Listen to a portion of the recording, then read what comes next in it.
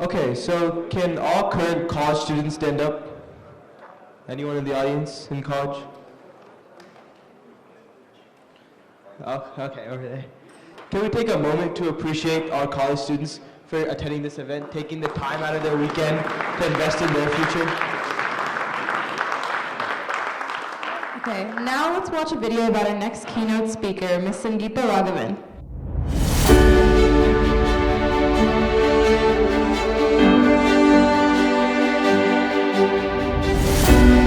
Sangeetha Ragavan. Meet Sangeetha, a seasoned business executive with over 20 years of international experience in marketing, product management, strategy, and general management. Sangeetha has a strong background in managing multi-billion-dollar businesses. An innovative marketing leader, Sangeetha loves challenges and is fascinated by consumers. Her skills have helped launch numerous successful products and campaigns, turn around businesses, and help impact culture. Sangeetha and her team helped define a vision for her organization to create a new course to drive positive action for the planet and people. Sangeetha is a BITS Pilani alumni and also a Kellogg School of Management graduate. She is also a mom to two lovely girls. When not thinking of new ideas, you can find her advocating for a variety of initiatives, including women of color, or out on the throwball field, or exploring gardening. I believe that a healthy mind and body are essential for success in both personal and professional life. Sangeetha, a driven business leader who also finds joy in her passions outside of work. Ladies and gentlemen, please welcome Sangeetha Ragavan. Vanakkam. Can you hear me? This is great. I just want to start. Are there women entrepreneurs in this room? Can you please stand up? Any women entrepreneurs? Stand up. Can we give them a round of applause?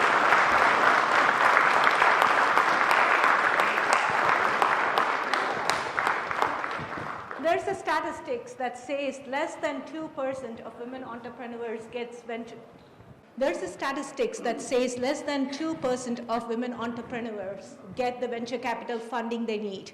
And especially with women of color is much, much lesser. Kudos to all of you who are in this room today.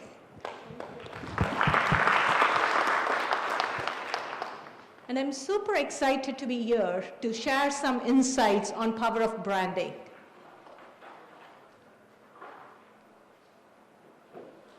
What is branding? Let me start by posing a question to you all. Do you all know what is the most powerful brand across the world? Any guesses? Somebody got it? Apple. It is Apple. Do you know the value of that brand? $355 billion, the brand value at this point. Right? So what is branding? Branding is nothing but putting meaning to your brand from consumers' mindset. It is creating a positive perception of either you, your company, or your product. So let's focus on you first. So when I talk about you is about personal branding. I strongly believe that personal branding is really critical, especially to the set of people who are here, the startup founders. What is personal branding? As Jeff Bezos put it, what people say about you when you're actually not in the room. That is what personal branding is all about. So why is personal branding important? There are three things that makes personal branding really important for. First of all, it's credibility. Especially when you're in early stage of investment, you are synonymous to your company. Credibility is going to be very, very important. What people are buying is more you than your product at that point. The second reason personal branding is really, really important is because of the talent that you're going to attract to work for your organization. Thirdly, it's all about connections, right? Your personal branding helps you get the right connections, the right client, the right shareholders, and the right sponsors. Sponsors are really critical because they're going to open up more doors for you. So let's look at some elements of personal branding. And I know today I'm just going to cover the tip of iceberg on branding. So I'll be covering personal branding as well as some of the marketing basics. There's tons more when it comes to marketing, and I hope I would have time at a later point to cover that. So the first stage, what is the first element of personal branding? It is being you, right? Define who you are. What does you mean to you? Be authentic. That's going to be really critical to develop your personal brand. The second one, your network, right? I'm glad to see you all here, right? This is your network. Continue using your network. Be connected with your network. Network and network and network, and be strategic about that. Because your personal branding also depends on who your network is. The third one is your online presence, right? Like, make sure you have an online presence that's well known. But if you go to Facebook and Instagram, what do you see? You see all the sunny sides of things, right? But where you could make a difference in life and in business, you either win or you learn. So share your learnings as well. That creates credibility from your personal branding standpoint. Share your wins and share your learnings, because somebody could benefit from that. The next one is consistency. Say as you do and do as you say, right? And make sure your tone and voice and your point of view is consistent across all the platforms. The next, thought leadership. Personal branding comes from your thought leadership. Don't be idle. Make sure you're getting yourself out there. Be it a LinkedIn post where you're an author, or a speaking engagement, or a business journal, or a PR moment, making sure you're establishing your credibility in your field. Especially as a startup founder, that's going to be critical. And finally, storytelling. When someone comes and asks you a question, hey, why did you create this product? Make sure you have an inspirational story. What lives for a long time is that story. What people remember about you is the story. Not, hey, I created this product. Nobody's going to remember the product because there's 100 products there. So what is your story that you're going to say so people remember you? Now let's go on to the brand, right? So I said creating perceptions for you, your brand, or your product. We focused on you. Let's go to your brand or your product at this point. Before I go into all the details of marketing, for this group, I want to bust some myths about branding and marketing. And I heard in a lot of panels here, a lot of conversations on numbers, right? And marketing, I want to say the myth that's not in the slide is to say marketing is measurable. I want to start with that. The first myth I want to bust is brand building is equal to advertising.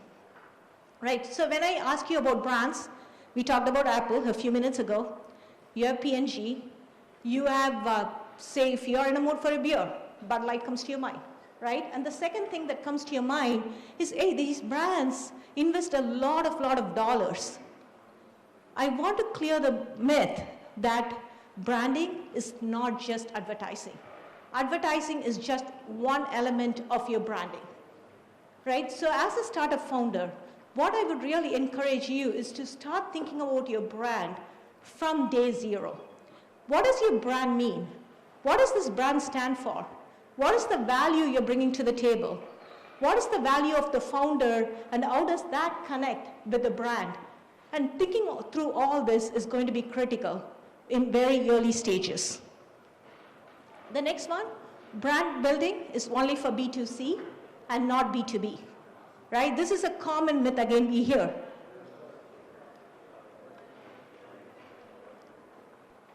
Something happened with the slides, please. No. Thank you. So why is there this thought of branding only belongs to B2C and not B2B? The reason is people think B2C is about emotions, B2B is about rational decision making. But who's making those rational decisions? It's people. People are connected to emotions. So it's important that you kind of connect to them emotionally from a branding standpoint to make sure you're making an impact. Some of the great companies that have been there in the B2B market Some of examples that come to mind, Microsoft, Adobe, Cisco, all of these are in B2B markets, but still doing marketing in the right way. The third myth is brand building is only for big companies, right? It's not. For example, most of you might be familiar with Mint. When Mint was a startup company, what they did is the SEO, search engine optimization, is what they used. It was almost zero to very minimal dollars that was needed. They grew their base from 0 to 1.5 million in 2 years. Sold the company for $170 million to Intuit. The second example is Airbnb.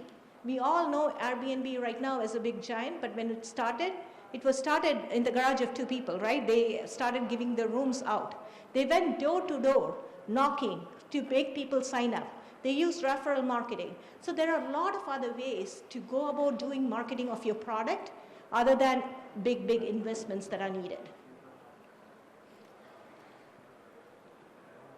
And brand building is an expense. That investment, brands usually are in your asset side of the financial statement than your expense side, just a FYI at this point.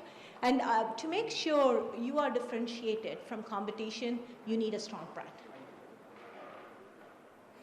And finally, if product is good, I don't need to market it. There's a difference between product and a brand. Product is a physical entity, right? It's something that you're selling to your customer or a consumer, versus a branding is an emotional connection. It's a long-term equity you're creating with your customers. With that, now let's look into some of the brand strategies. Again, we are just touching the tip of the iceberg, not going into details today, this point. The first one is consistency. Make sure from a branding standpoint, everything is consistent, right? First, if you're coming up with a name for your company, think through the name. Make sure you're not changing your name 5 times during the course of 5 years, right? Make sure it's consistent. For example, Apple. It was called Apple Computer System, and it's still called Apple today, right? So the consistency that existed over so many different years. The second one is logo. You might ask, why is logo important? Logo shows that you have a brand, you have value, you have ownership. It kind of helps you a little bit edge from an investor standpoint. The third one is palette of colors. Make sure your organization aligns to a palette of colors, right? For example, MasterCard, that's their palette of colors that they use right now. Make sure it's captured somewhere. Every communication, every touch point with your consumer, make sure it's really consistent. Sometimes when you open a deck, you know, oh, this is from this company, right? And then finally, have a shared key message that everyone in your organization knows what to talk about, right? Make sure that message is consistent. The way you can do the top 4 is having what is called a brand book.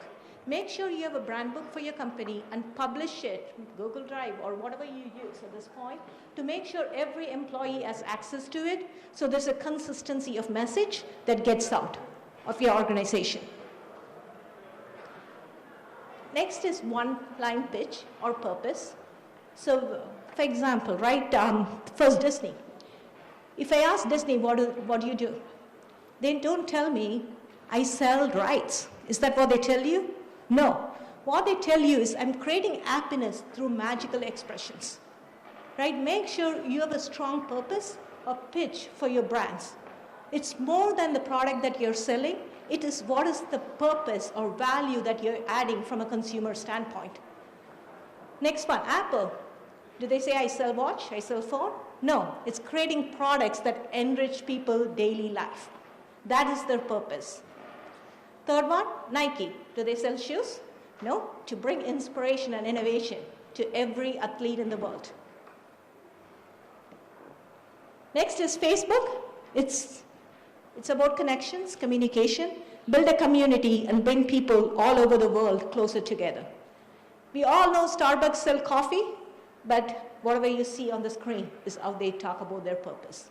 So make sure you have your online pitch, which is really purposeful and talks to your value, what you're providing from a customer standpoint.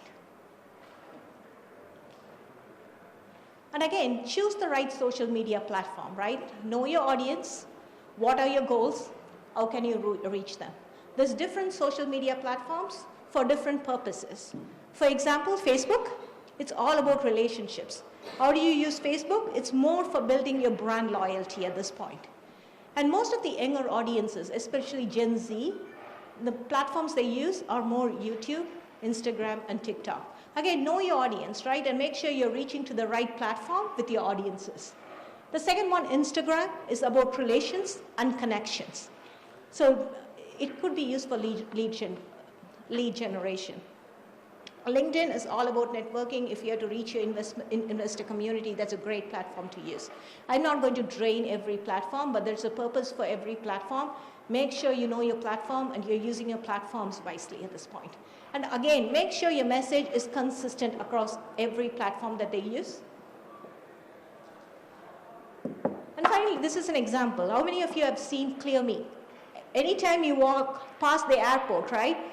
It's a startup company. They're doing brilliant marketing at this point. Nobody can miss them at this point when you go there. So this is the strategy on Twitter. Twitter, it's all about making sure consumers are coming and signing more as a lead generation platform. In Facebook, it's all about brand loyalty at this point.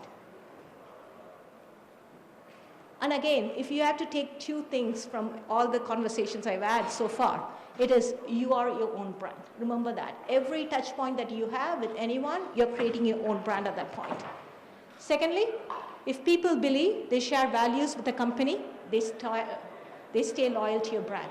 So make sure you're thinking through what your values are and sticking to your values and really articulating those values so people can follow you and be loyal to your company. Thank you.